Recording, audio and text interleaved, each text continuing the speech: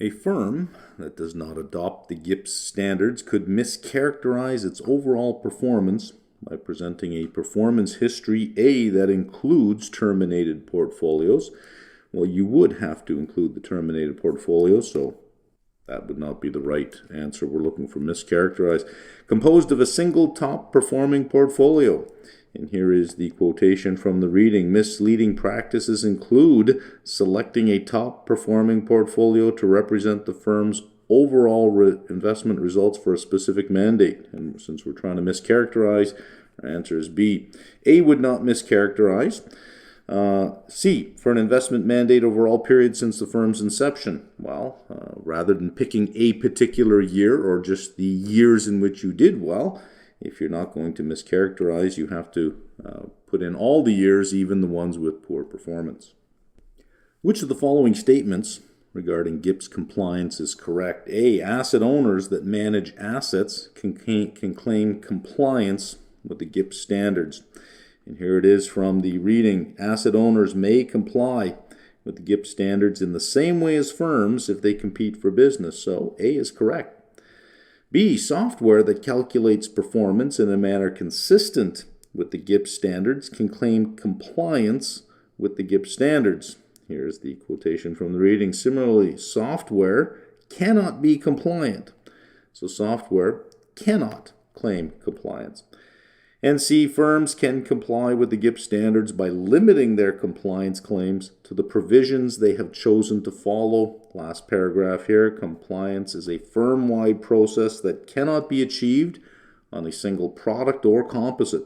A firm only has two options with regard to compliance with the GIPS standards: fully comply with all requirements or not comply with all requirements. But you cannot comply with some of the requirements. That gets rid of C. There we go. Each composite of a GIPS-compliant firm must consist of A, multiple portfolios. Here is the text. A composite must include all actual fee-paying discretionary portfolios managed in accordance with the same investment mandate, objective, or strategy. May only be one portfolio that matches a particular mandate. It doesn't have to have multiple portfolios. It could just be one single portfolio, so it's not multiple. Portfolios selected on an ex post basis. And from the text, the determination of which portfolios to include in the composite should be done according to pre-established criteria on an ex ante basis, not after the fact. Ex post means after the fact, so that can't be right. We got rid of A and B. In an exam, you would not even read C. If you can get rid of A and B, just take C and off you go, because there's only one right answer. Portfolio is managed according to a similar investment mandate, objective, or strategy. So we're saying that the GIPS-compliant firm, a composite, must consist of these, and here it is. A composite is an aggregation of one or more portfolios managed according to a similar investment mandate, objective, or strategy. And that's exactly what we have here. Done. Verification. A, must be performed on a firm-wide basis. And from the reading, verification is performed with respect to an entire firm, not on specific composites or pooled funds. And then it goes on to say verification does not ensure the accuracy of any specific performance report, which eliminates C. C is saying verification ensures the accuracy of a specific composite presentation. It doesn't ensure the accuracy. It ensures that the process of defining the composite was followed correctly, but it doesn't ensure the accuracy. It's not an audit of the actual results. It's an audit of the process of performance reporting. B, verification may be provided by the firm's compliance department. Here it is here. Verification must be performed by an independent third party. A firm cannot perform its own verification, so we can get rid of B. We know we get rid of C. There we go. Which of the following cannot, let's make sure we answer that right, cannot claim compliance with the GIPS standards?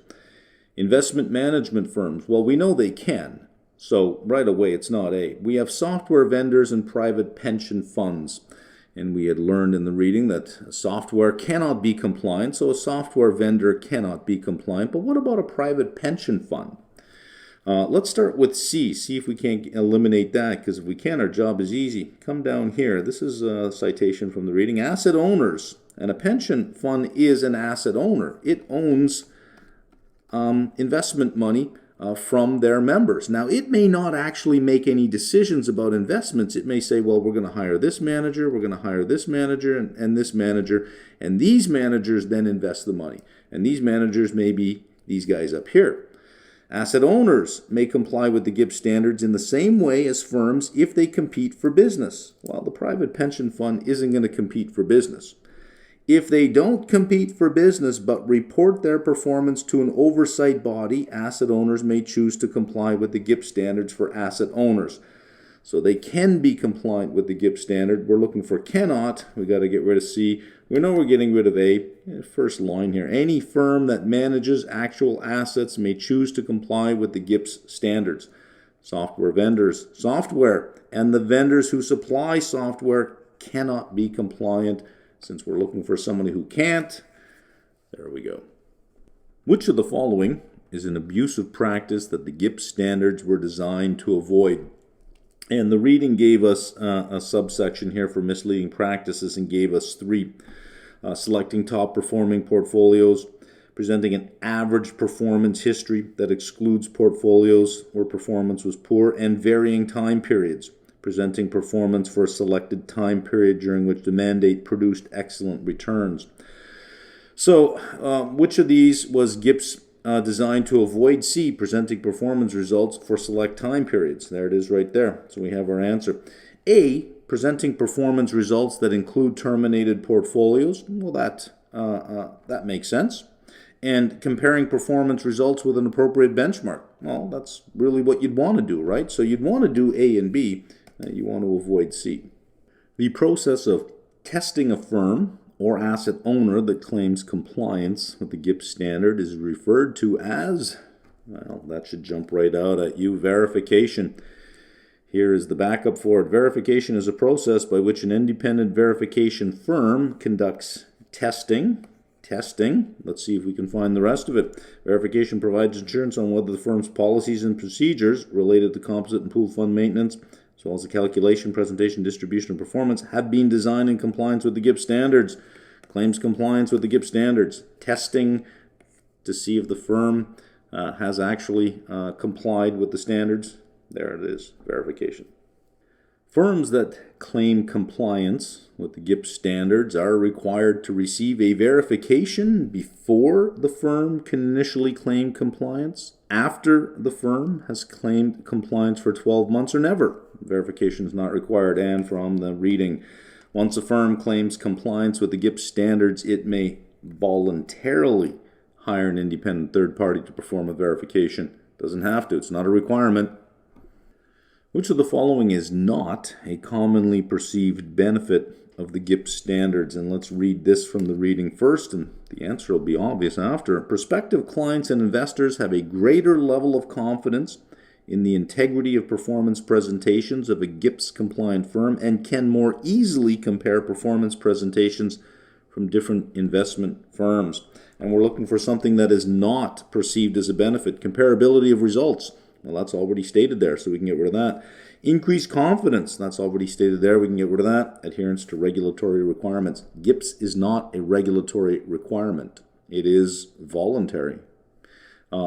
Claiming compliance is voluntary, and once you claim compliance, verifying that you have complied and getting verification is also voluntary. None of it is regulatory. When defining the firm, the GIPS standards recommend that firms should adopt the narrowest, most relevant definition of the firm, the broadest, most meaningful definition of the firm, which is correct, and excludes offices operating under different brand names. Let's back that up. The GIPS standard states the firm should adopt the broadest, most meaningful definition of the firm. So narrow and relevant are gone. Get rid of A. So this is a true statement. There can only be one answer. There we go. Let's get rid of C. C is a little bit tricky to get rid of. The scope of this definition should include all geographical offices operating under the same brand name, regardless of the actual name of the individual investment management company. It's saying exclude offices operating under different brand names. You would not exclude offices operating under different brand names. You include them operating on the same regardless of the actual name of the investment management company. So you could have different brand names in there. A composite return reflects the performance of A, all portfolios managed by the firm regardless of investment strategy. And it's saying for the definition here, composite must include all actual fee-paying discretionary portfolios managed in accordance with the same investment mandate, objective, or strategy. This is saying regardless of the investment strategy. That part is wrong. It is with regard to the investment strategy. It must be the same strategy in a particular composite. All discretionary portfolios that meet the composite definition. There we go. All discretionary portfolios. All discretionary and non-discretionary portfolios. Nope, can't include non-discretionary portfolios. It's not in here. That's wrong. B.